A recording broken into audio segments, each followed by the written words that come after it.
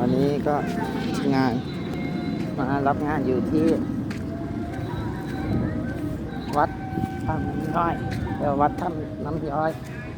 น้ำหยดนะถ้าว่าภาษาไทยวัดถ้ำน้ำหยดแต่ภาษาลาวจะเรียกว่าวัดถ้ำน้ำย้อยก็วันนี้เรามาสัปนกิจ2 งานแต่ลักษณะว่างานแรกเราก็มาแล้วก็บริษัทเดียวกันนี่แหละงานแรกก็มาแล้วบริษัทเดียวกันนี่แหละดูนะ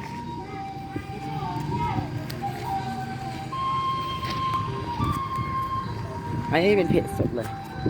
ไม่ใช่ว่าไม่ใช่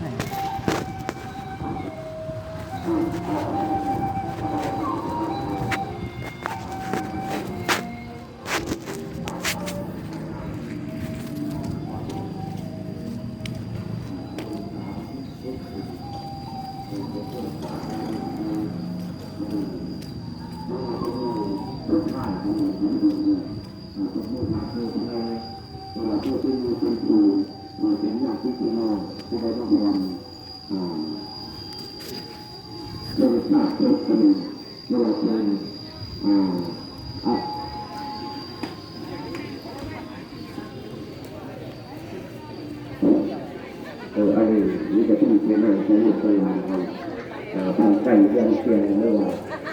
ที่นี่ก็งอกมาแต่ไก่แต่ไข่มาแต่ไก่มาแต่ตัวไหนนู่นนะอันนี้มันเป็นต้องอ่านบทของนางซ้อนเกต